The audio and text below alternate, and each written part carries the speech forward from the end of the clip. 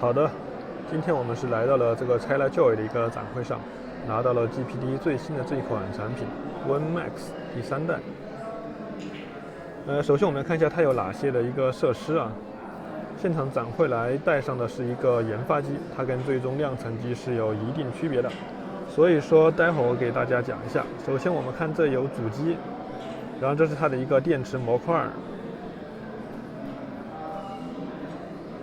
然后还可以看到它有这样一个散热风扇模块，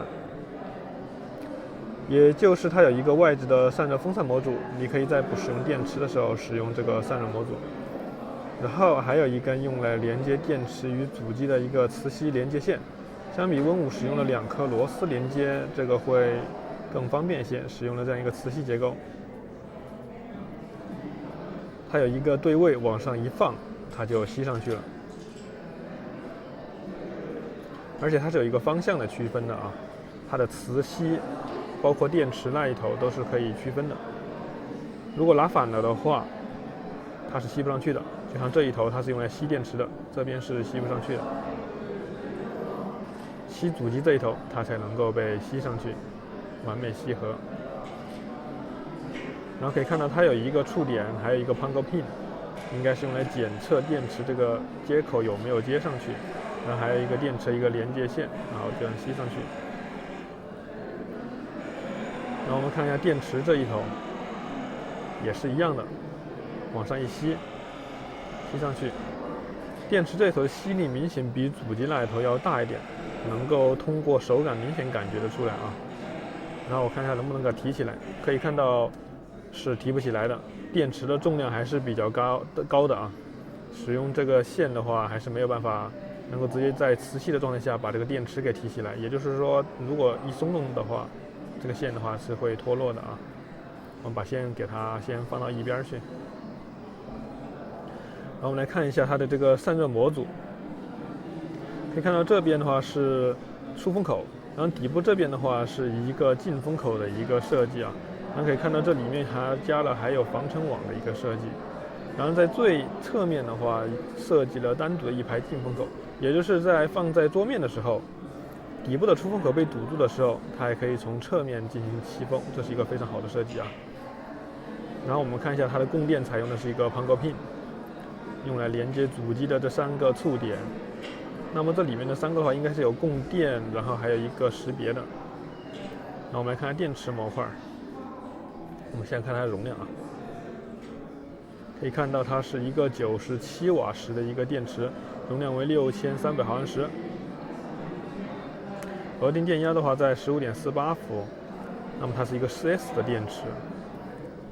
限制充电电压的话17.8伏，那么单个电芯的话电压能够达到3.85伏，那么算是一个高压电芯呢。容量的话会比普通的3.7伏要高非常多。这个电池可以看到它的3C 认证还没有印啊。我们可以看到上面没有，但是按照 GPD 的研发进度，在正式量产的时候，它是会有3C 标识的一个私印啊，这个倒是大家不用担心。这个要特别注意一下，也就是说上飞机是不会有任何的一个影响的。我们再来看一下这个 WinMax 3的一个摇杆盖的一个设计啊，这次它把它设计到了这样一个电池模组的缝隙上面，包括这个风扇模组上面，它也可以进行安装这个摇杆盖。那么从这个缝隙抽出来，再插回去进行一个收纳，放回去还是有一点阻力感的，还挺舒服。然后的话，可以给它吸到这个主机上，主机的磁铁的话，在靠近中心2个上下位置放上去吸住。边缘的话是有一个弯折铁的盖板，吸上去。另外一边也是。我们看一下它的一个电池模块的一个重量啊，这个电池秤我们称一下，归位一下，看一下这个97瓦时的电池多重。我们可以看到是425.5克啊。那我们看这个散热模块呢，散热模块只有143.9克，比较轻。我们来看一下这个主机的重量。在没有装电池的时候，没有装风扇模块的时候，这个底下它就是一个洞啊。当然也可以直接插 DC 电源使用。我们看主机的话在812克啊，当然这个不是最终重量，最终重量可能会量产机会有一些改变。如果我们要使用的话，我们就可以把这个电池给它装上，或者说是不使用电池，我们装上这个散热风扇模组，那么是一个比较轻便的一个使用方式，直接吸上去。那么这个的话，使用 DC 电源就可以了。然后我们看到底下它多出来一个下棒，这个屏幕它是跟这个电池不是齐平的啊。然后这个镂空的一个区域，把电池给它插进去。哦，这个是散热模块。我们把盖子打开看一下。我们看到这个机身的一个材料啊，先把这个风扇模块取下来吧。我们看一下它的外观材料。A 面我们可以看一下，它是一个铝合金的一个阳极氧化喷砂工艺做的啊。可以看到边缘它做了一个 C 角的工艺，防止它割手。这个 C 角的话大概有2毫米啊，还算挺大的，比较圆润。然后边角两边的设计参考 GPT Win Mini 的那个设计啊，是差不多的。我们来看一下它的地壳，地壳整个的材面的话是采用了塑料的一个工艺啊。那么这次的漆面我看是做了一些改善，跟以前的感觉不一样，它上面感觉像有一些亮粉在里头啊，这个漆面。然后这个底面的话，它也是一个塑料的，可以看到这还有2把散热风扇，跟 GPT Win5的2把风扇是一样的啊，是接近于一样的一个模组。我们可以看下后面它这个散热模组整排的一个出风口，相比 Win5的话中间有隔断，而 WinMax 3的话它是一个连续的一个出风口，那么这个对散热效率是有一定提升的。然后它的热管厚度也比 Win5的话是要厚一些。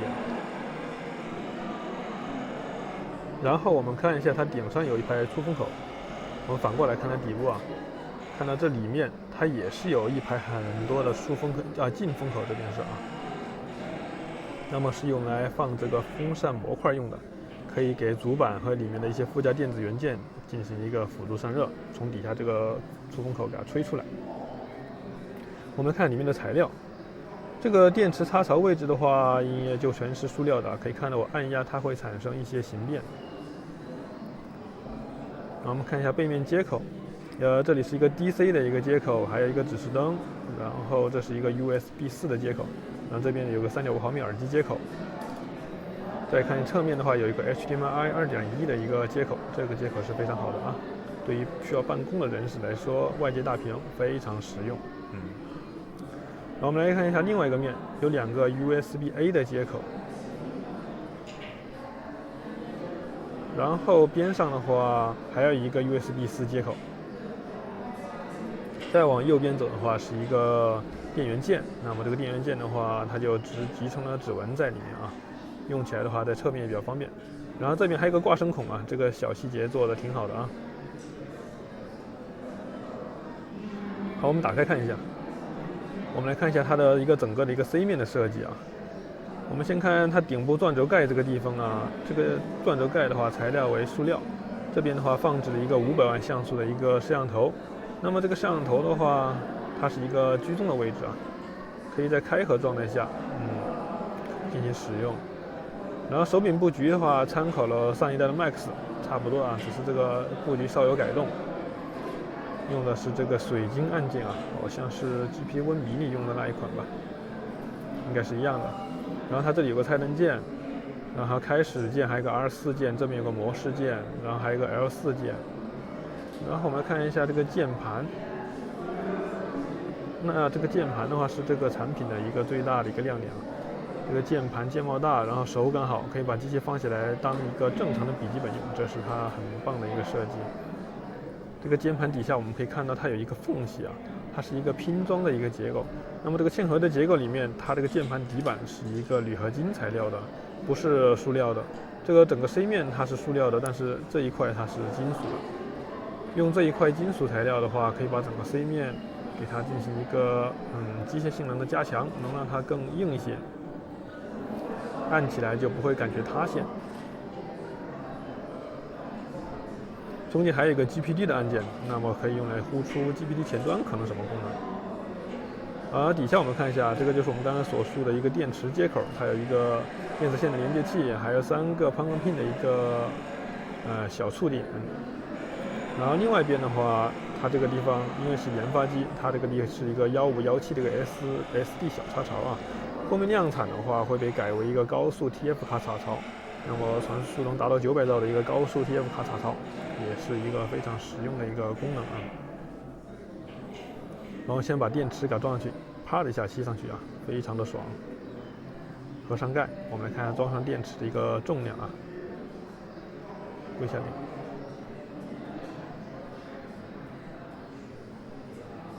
装上去的话是1238.6克啊，相当于1.2公斤。好，装上这个电池，这个手感分量一下子上来不少啊。我们开机看一下，长按开机。好，启动了，我看看它的指示灯在什么地方啊 ？OK， 指示灯在这儿啊，这里有一个手柄和鼠标切换的一个指示灯。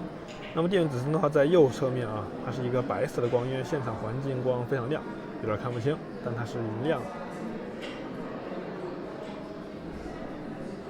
好，我把相机往后退一点啊，这个机器稍微有点大，我靠太近的话拍不全这个设备。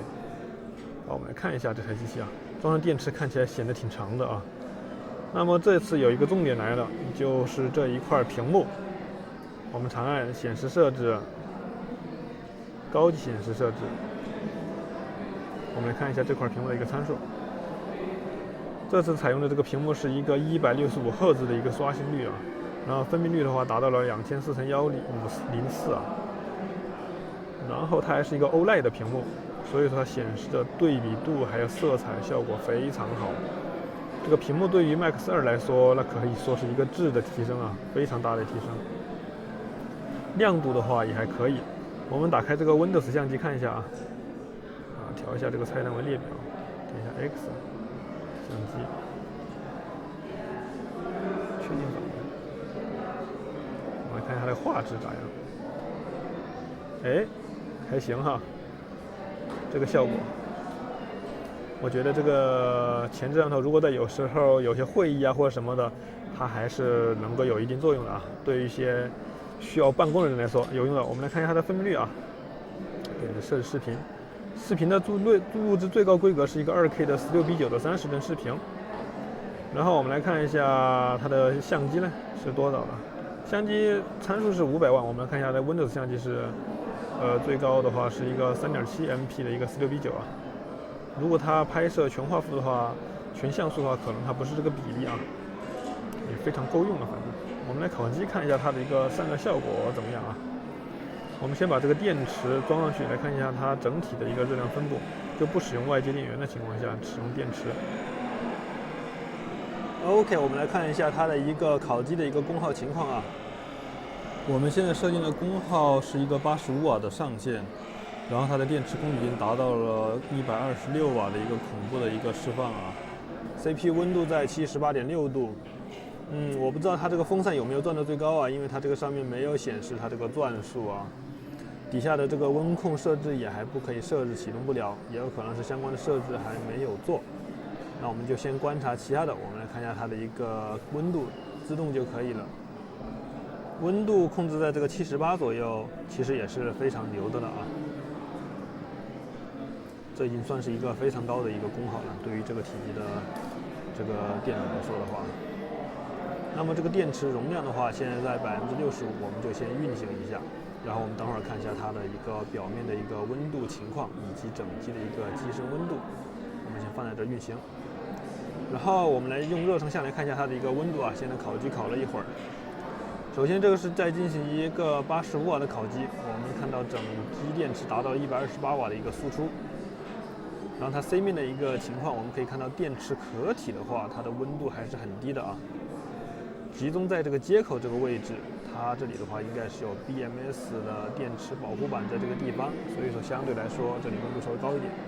那我们来看这个键盘面，整体的温度均匀，整体温度不高。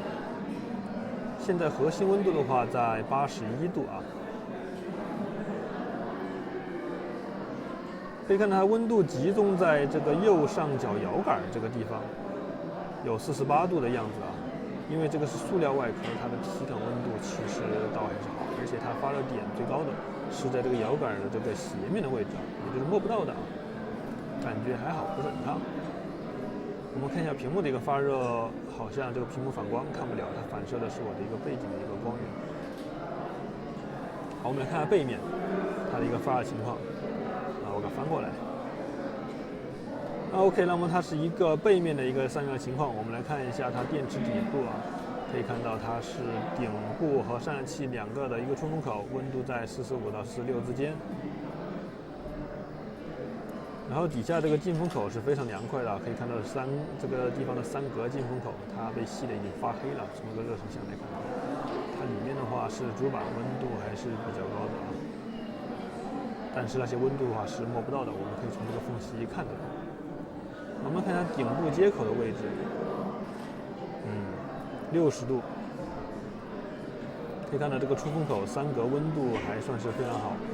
这个温度的话，说明它的热释放效率是非常高的，从 CPU 的热源到这个鳍片，转换效率高，然后散热效率高，整个的热交换的话看起来是非常的好啊，60度左右。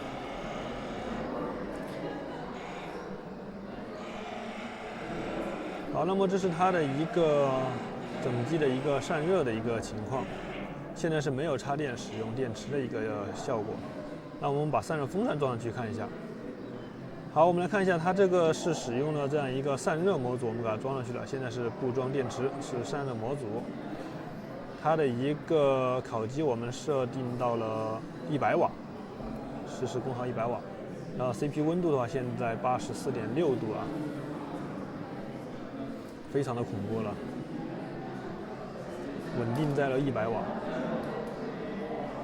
我们再运行一会儿，看一下它表面的一个温度。